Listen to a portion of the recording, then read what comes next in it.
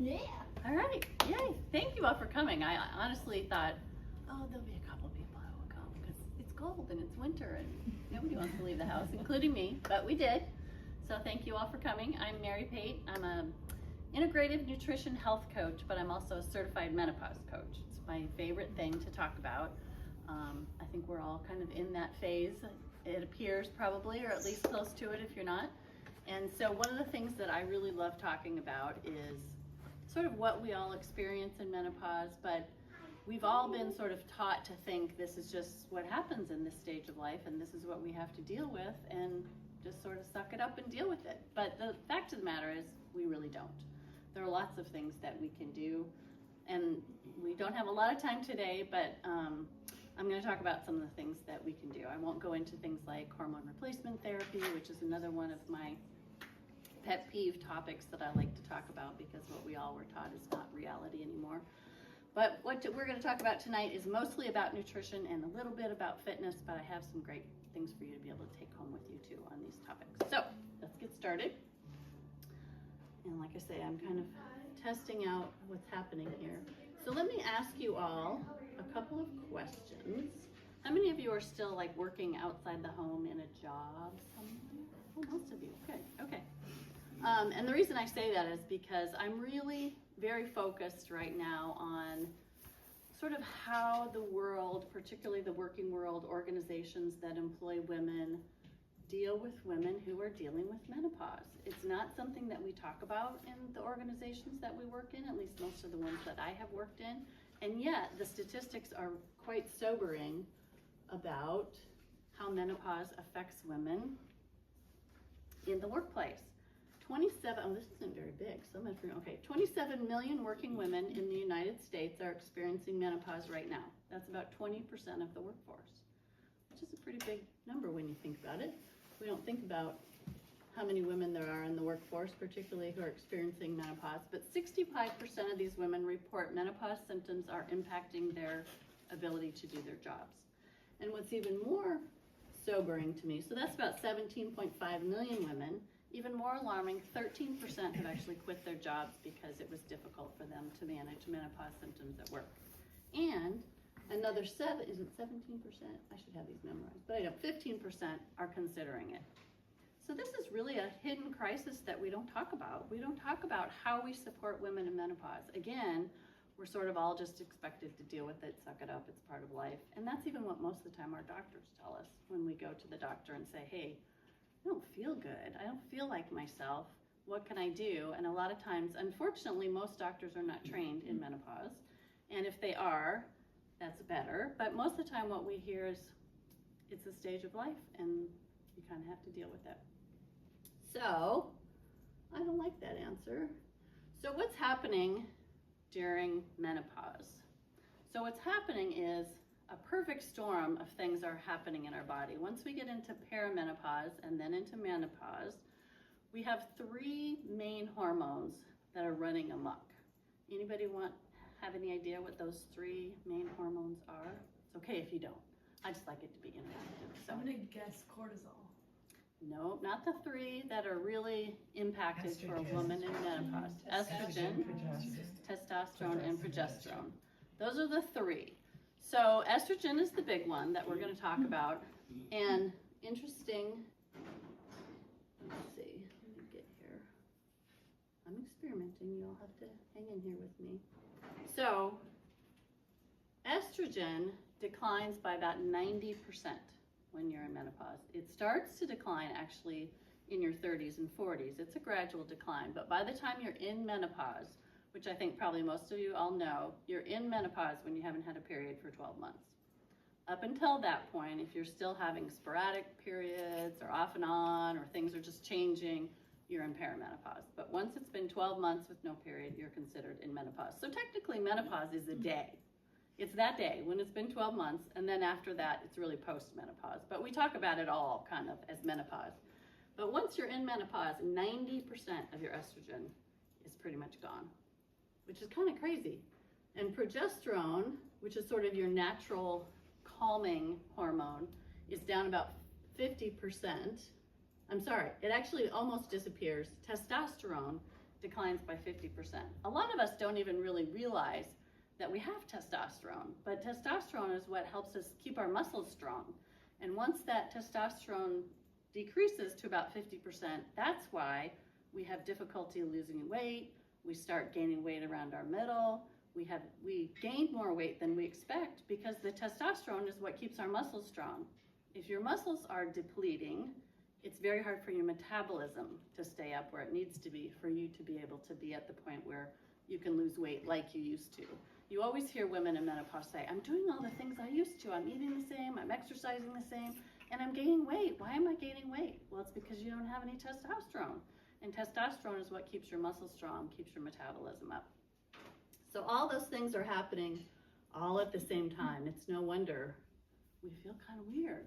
But the interesting part is estrogen influences over 400 systems in your body.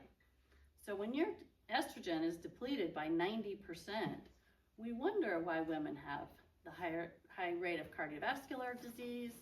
You often have diabetes occurring when you're in menopause, brain issues occurring when you're in menopause, you're losing muscle, you're losing bone.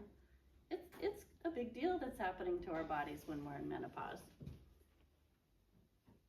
And most women, unlike most men, are dealing with a whole lot of things. Working, a lot of times dealing with still taking care of children, maybe older children, taking care of parents, sometimes taking care of ailing or ill spouses, and working and taking care of the house and all the things that women do. It's a lot. And when you're then experiencing menopause symptoms, it just adds that on top of it, which makes it really challenging and a unique challenge that most men don't have to deal with. But the cost of doing nothing, the cost of believing that you just have to suck it up and deal with it, is that you have a lot of years. We live about a third of our years if we have a relatively healthy life and live into our 70s and 80s. You're going to live a third of your life in menopause, which is great. We all get excited. We don't have to have a period anymore. It's awesome, yay. But if you're experiencing really crappy menopause symptoms, or you have cardiovascular problems, you have diabetes, you have muscle loss, you have weight gain, you have all the things that don't make you feel good, you're going to be living that way if you just kind of suck it up and live with it a third of your life. And that's a pretty long time, which most of us don't think about. So let's look at some things we can do nutritionally. That's really what we're going to focus on tonight, are some things that we can really focus on from a nutrition standpoint when it comes to menopause. So as I said, hormone changes really can slow down your metabolism, making it difficult to lose weight. And that's mostly because of the loss of testosterone, which diminishes your muscle mass if you're not doing something to keep it up, and your metabolism slows. Unfortunately, what most women are told to do, eat fewer calories, exercise more, that's how you're going to lose weight, right? So what happens when we do that? Anybody? Nothing, yes. But why nothing? Anybody have any thoughts? It must change the way your body regulates what's happening, right? Well, yeah. What actually happens when you do that is it slows your metabolism even more. So it makes it really, really challenging to lose weight, and we don't understand why all the things we used to do aren't working anymore. Also, when our estrogen, so we have hundreds of estrogen receptors in our body, all over our body. But when our estrogen depletes, it makes it a lot easier for us to gain weight in the midsection. That's why you see a lot of women with bigger bellies than they used to have, because estrogen causes you now to hold weight in your midsection, because that's where the estrogen receptors are still strongest. Even if you used to be a pear, I used to be a pear, a little more weight in the midsection than I had when I was younger, and it's all as a result of menopause. So, slowing metabolism and weight management, what can we do? Some of the things we can do is portion control, making sure we're not eating like crazy people, right? And really recognizing that maybe we do have to change some of the things that we eat and some of the ways we used to eat. Regular exercise, we're going to talk about that tonight. Exercising differently than we did when we were younger. Anybody have any idea why? I've sort of hit on it. We used to all run on the treadmill, right? We go out and run. We do aerobics. I used to do step aerobics like a crazy woman. Some of you are nodding. Why is that not as helpful as it used to be? Well, if you're losing testosterone, your muscles need to be exercised more, like strength training, Yeah. to maintain testosterone. I bet. Exactly. What's really more important once you're in menopause is strength training. And if you're going to do cardio, it really should be short bursts, like doing HIIT training, like 10 minutes of HIIT. So you're running 30 seconds, walking 30 seconds, running 30 seconds, walking 30 seconds for 10 minutes. And that's about all the cardio you really need or should do. Because what you're doing when you're doing really hard cardio is you're jacking up your cortisol, which then causes you to gain weight. And if you're doing muscle strength training or, what's the other word? It'll come to me. It'll be on here in a minute. I've just lost the word. If you're doing strength training, you're going to keep your muscle mass as strong as possible, and you're going to keep your metabolism up. So doing regular exercise and then eating lots of fiber-rich foods. You want to make sure you're keeping your gut really healthy, because if your gut's healthy, it's going to be working properly, and it's going to make it easier for you to be able to lose weight. So those are the three things that are really important. So my top tip, pairing proteins with fiber-rich foods really helps you feel full. So we're going to talk about the kinds of foods you're going to want to focus on, because you're going to want to focus on foods that are going to make you feel full. If you're feeling hungry all the time, then it's going to be difficult for you to manage your appetite. It's going to be difficult for you to keep your weight down. But if you're pairing protein foods, and we're going to talk about the importance of eating enough protein. It's really important to keep your muscles strong that you're eating enough protein. And pairing that with fiber-rich foods will keep you full and help support your weight. So supporting your bone health. This is really, really, really important. For a person who just got diagnosed with osteoporosis, I can tell you that bone health is really important. And I thought I was doing all the right things. And to an extent, some of it is just what it is. There's not, it just is what it is. But there are things that I probably could be doing differently in terms of making sure I'm eating enough really good calcium-rich foods, making sure I'm eating yogurt and salmon and cottage cheese and all the things that have lots of good calcium in them. Cruciferous vegetables, super important. Calcium-fortified plant milks, making sure I'm getting enough vitamin D. I lived most of my life in Alaska, and now I live in Michigan. We're just not getting enough sunshine year-round. And so making sure I'm taking adequate amounts of vitamin D if I can't get it from the sunshine. And then also lots of magnesium. So dark leafy vegetables, almonds, legumes, all are very high in magnesium. So making sure you're eating enough of those sorts of things. Getting a DEXA scan. Has everybody had a DEXA scan? So interesting, if you haven't had a DEXA scan, you might ask your doctor about it. But I was listening to a very interesting podcast the other day from an orthopedic surgeon, and she said most women do not realize, unless they're getting regular DEXA scans, don't realize they have osteoporosis until they're in the ER and they've broken a bone. That's the first time that they find out they have osteoporosis and that they're susceptible to breaking a bone. And once you break a bone with osteoporosis, you're more likely to break another one, and your lifespan shortens, particularly if you break a hip. Why is that? I honestly don't know. I feel like when someone breaks a hip, it's a death sentence. I would say, and I'd be interested if you have a thought on it, but I would say because once you break a hip, it's very hard for you to be very mobile. Mm-hmm. And once you're not as mobile as you have everything sort of snowballs from there. Okay. It's also easier to re-injure that hip, so or an infection or anything like that. A lot of times when they go in and have to completely redo a hip, infection is like a huge factor. Okay. Yeah.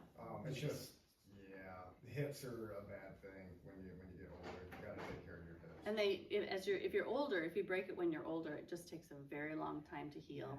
Yeah. So you're very sedentary for a long time while that hip heals, and it's all the things from there. But a lot of the recommendations is not having a DEXA scan until you're 60. But sometimes doctors will order them if you have, mothers, grandmothers who have had osteoporosis or anything like that. So I would query about it because they're not that expensive. It's not a big deal to get one. They take no time. They don't hurt. They don't poke. They don't do anything. It's not like getting a mammogram. You just lay on the table and the scanner runs over. Yeah, it's nothing to it. Mine was free. Was yours free? Yes. Wow. It went under preventative. Oh, that's if awesome. I'm not mistaken. So Yeah. check with your insurance companies too. Yeah. So it's definitely a good thing to check about, because once you start getting your DEXA, you can watch as things progress. I had osteopenia before. I just literally got my DEXA scan back, and I have osteoporosis in my neck, so don't mess with my neck. But it just slowly progressed. I think this is the third one I've had, and each time it was just a little bit less, you know, a little bit lower bone density, bone mass density. Anyway, so resistance training, that's the word I was trying to, strength training and resistance training. And you want to lift heavy. So if you've never been a strength training person, that's not how you've exercised, it's a great idea to get a personal trainer to help you out for a bit. Because if you don't progress slowly, if you don't do the exercises properly, it's really easy to hurt yourself.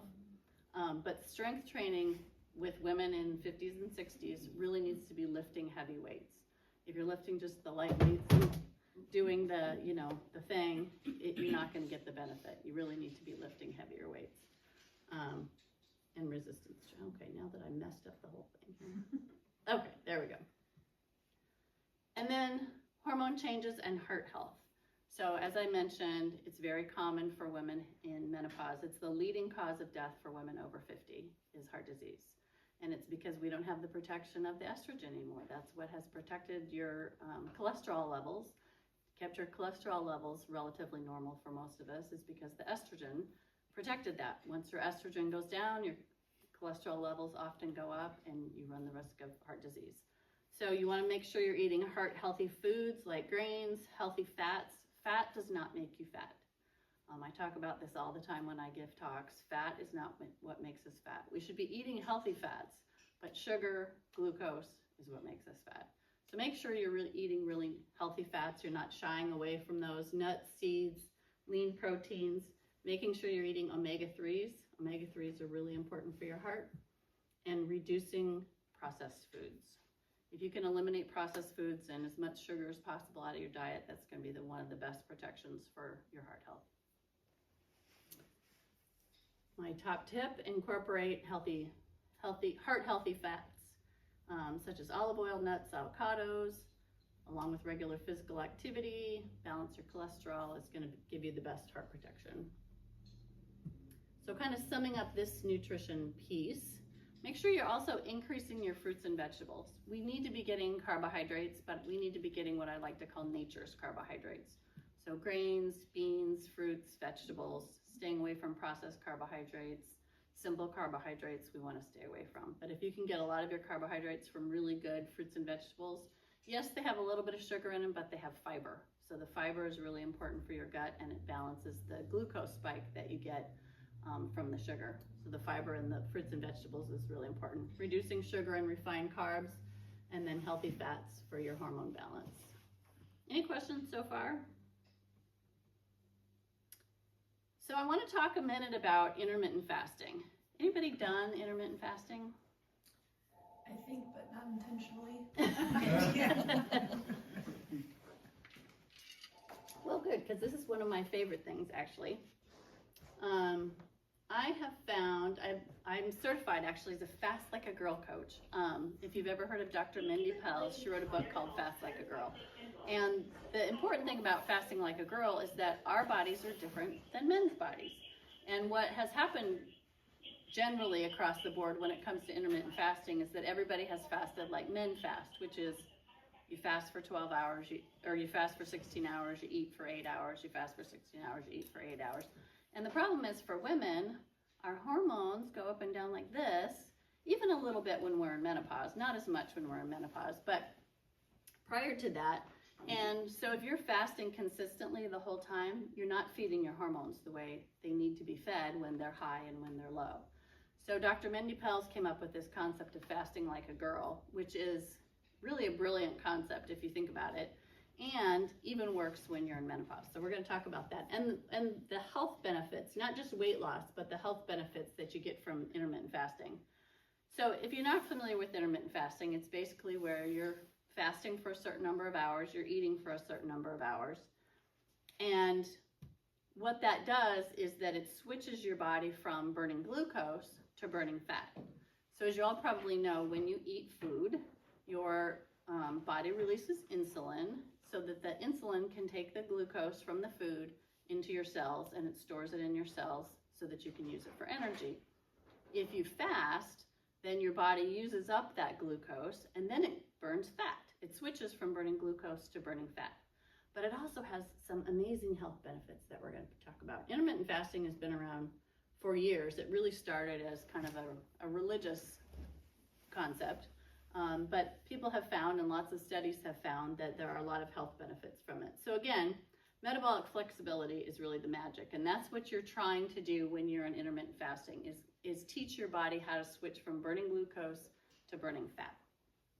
And it takes a little bit of time to teach your body to do that. But some of the benefits you get from metabolic flexibility and intermittent fasting is reduced weight and belly fat. You really notice the belly fat improving. Improved brain fog, focus, and memory, which we all want when we're in menopause. Balanced blood sugar and mood, because it's reducing the insulin spikes that you get. Better sleep and energy, reduced inflammation and hot flashes. I don't know if you all actually realize that there are a huge number of symptoms from menopause that most people don't even really recognize are part of menopause, and one of them is inflammation. So if your joints start to ache, frozen shoulder is actually a menopause symptom. If you find women in their 50s and 60s with a frozen shoulder, it may be as a result of menopause, just because of the inflammation in our bodies in menopause, and most people don't recognize that. Improve longevity and hormone balance from intermittent fasting, and increase cellular repair, which is one of my favorite things about intermittent fasting we're going to talk about. But I want to talk a minute about sleep, because intermittent fasting does improve your sleep, and one of the things that women experience in menopause is difficulty sleeping, either going to sleep or staying awake, getting up several times during the night, maybe just to go pee, but then can't go back to sleep. And it really creates a lot of problems for women, because all the important things about sleep are not happening if you're not getting good sleep. So intermittent fasting can really help with sleep, which is critical for healing and repair. We all know that when we sleep, that's how our body heals and repairs, including our brain. So when we're already having brain fog, memory issues, if we're not getting good sleep, it sort of exacerbates that as well. Brain detox and memory consolidation, that all happens when we're sleeping. So if you're having trouble remembering things and you're not sleeping well, it's because your brain's not having time to move those memories from one side of your brain to the other, and that's where they get stored. Hormone balance. Sleep is really important for our hormone balance. Menopause amplifies the impact of that. Our hormones go haywire if we're not sleeping well. Our metabolism slows if we're not getting good sleep. All the things that are happening anyway because of our muscle loss, and if we're not sleeping, our metabolism slows. Brain fog and mood changes. We know when we don't get enough sleep, what's the first thing? We're like, coffee, because our brains just don't work as well. And then inflammation and aging accelerate if we're not getting good sleep. So super important, if you're not sleeping well, to talk to your doctor about things that you can do. Hormone therapy helps, good nutrition helps, exercise helps, but intermittent fasting can also help. And then the other thing I love to talk about when I talk about intermittent fasting is something called autophagy.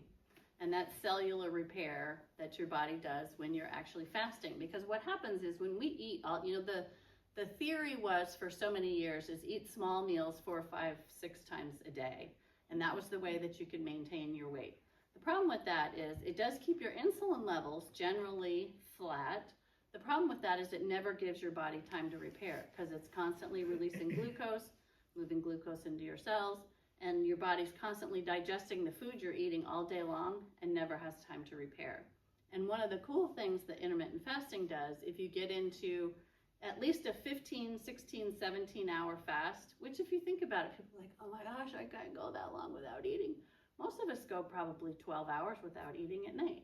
If you don't eat after you have dinner and you don't eat till morning when you have breakfast, you've probably come pretty close to fasting for 12 hours.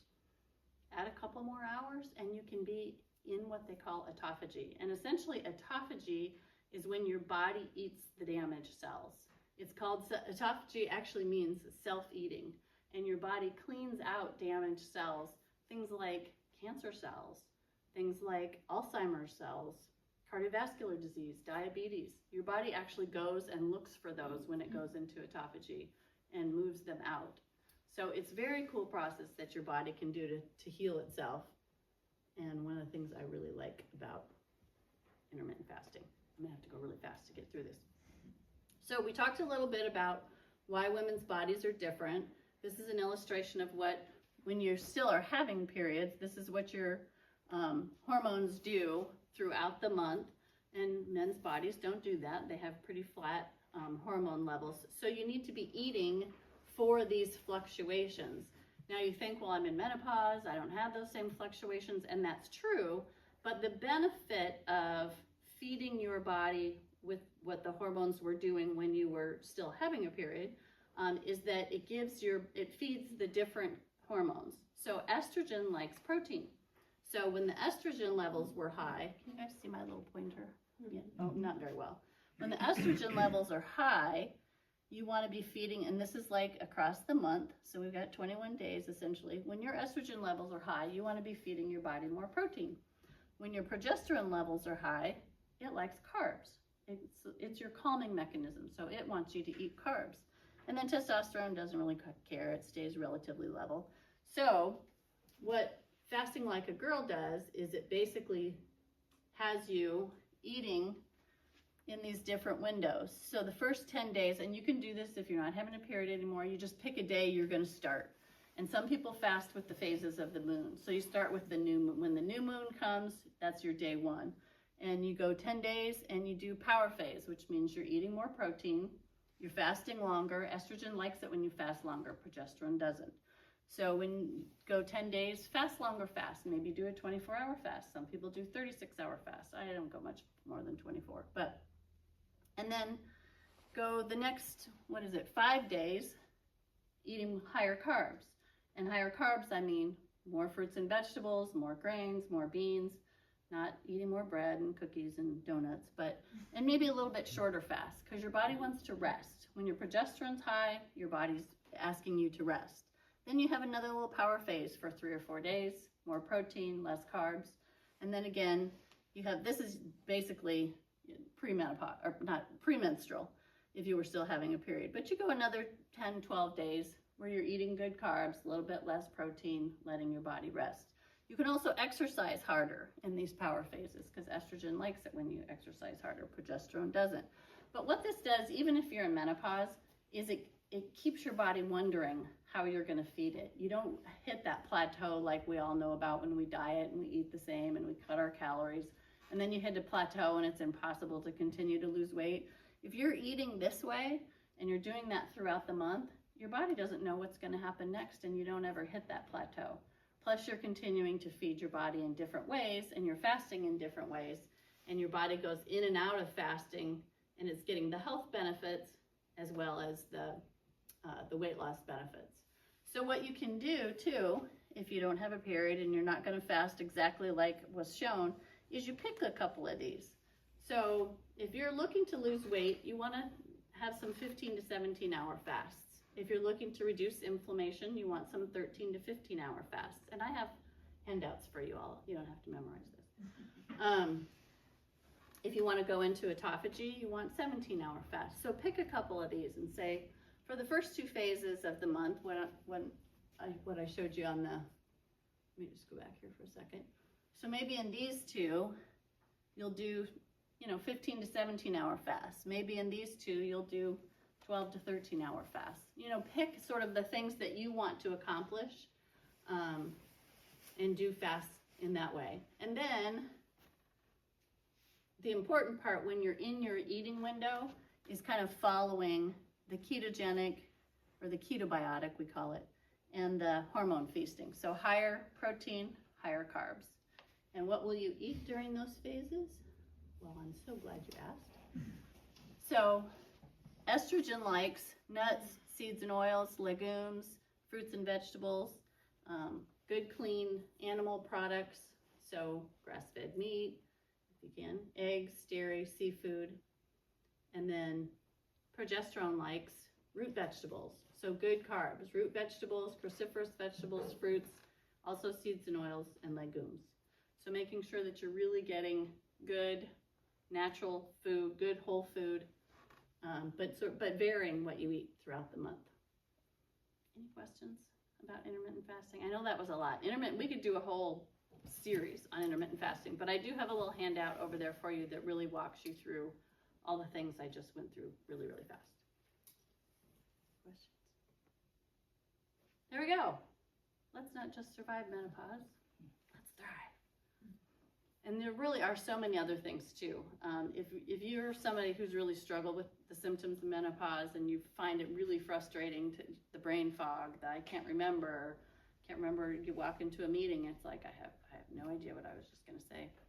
Hormone therapy is really something to discuss with your doctors. It's not the bad thing that we all thought it was. I remember my mother being so concerned she had to go off for hormone therapy because they were all concerned about breast cancer. There was a big research study that said women were getting breast cancer from taking hormones, and it turns out it really was a bad study.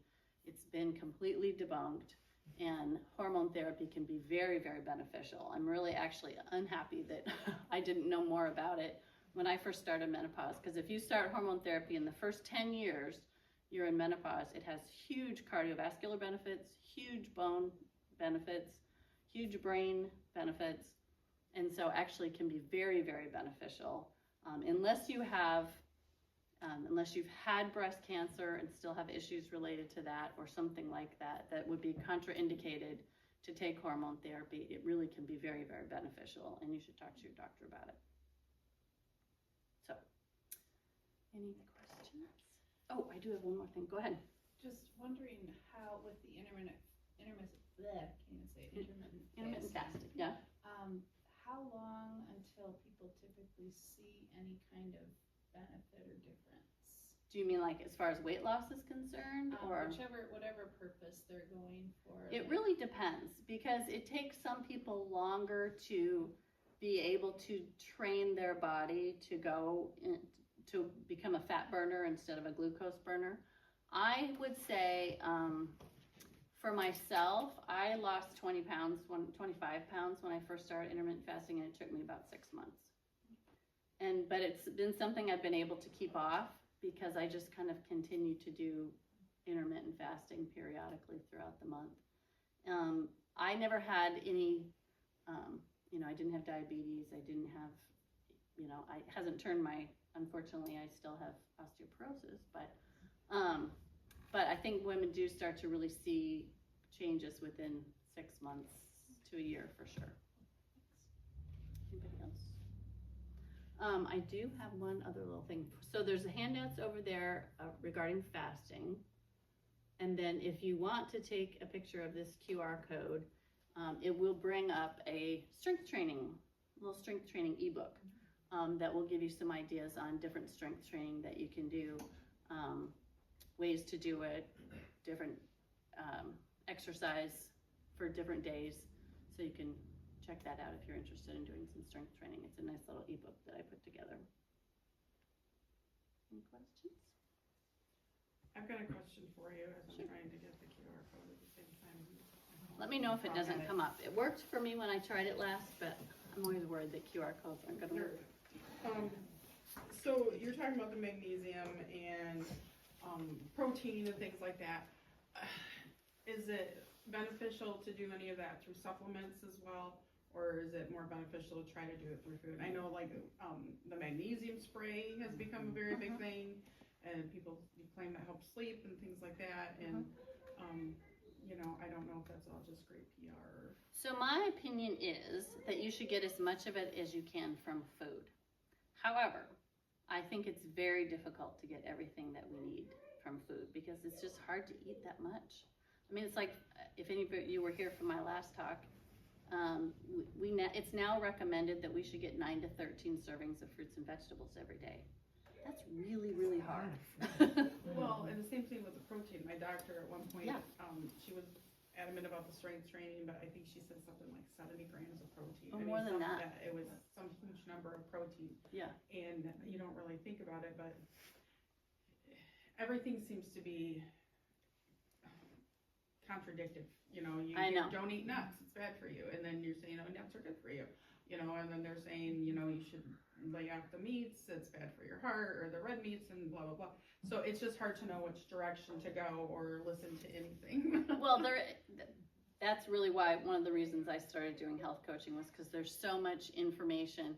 And honestly, you know, I read as much as I can. I read tons of books, and you get both sides of it. There's just a lot out there that conflicts. But I think supplements are not a bad thing if you really feel like you need something additional, particularly if your blood tests are showing that you need something additional and you're just not able to get enough of it from food. Vitamin D is one. Most of us typically do not get enough vitamin D when we live in places where we just don't get enough sunshine. And D is super important for our heart, for our bones, and you should be taking it with vitamin K. Makes it more bioavailable. Your body will absorb more of it. If you're not getting enough fruits and vegetables, a whole food supplement I think is a really good idea. If you're not getting enough magnesium does help you sleep. I take magnesium at night when I go to bed because I think it's important that you get enough, and it does help you sleep. So I think, I mean, I'm kind of one that probably takes more supplements than most, just because I think all these things are important. But if you don't take good ones and you know that and your body's not absorbing it, that's why I think a whole food supplement is really important as opposed to one that's just a fractionated supplement where they've made like a multivitamin. Multivitamins are a waste of money, in my opinion. You're going to pee out most of it. Your body just doesn't absorb it. So that's why whole food supplements are more beneficial than a multivitamin, because your body will absorb food. It doesn't know what to do with all those vitamins. And a lot of times, I was just reading something about this today, that depending on what's in the multivitamin, certain things can sort of neutralize each other. So the multivitamins typically are just a waste of money. Any other questions? Well, thank you, ladies. Thank you for coming. Make sure you, if you're interested in getting my newsletter, I've been really lazy about sending them out lately, so you won't get a lot of mail from me, trust me. But if you'd like to be on my mailing list, there's a sign-in over there, and then also a handout on intermittent fasting. And if you would like the strength training, feel free to take a picture of that QR code. And there you go. Thank you, Mary. Thank you for coming.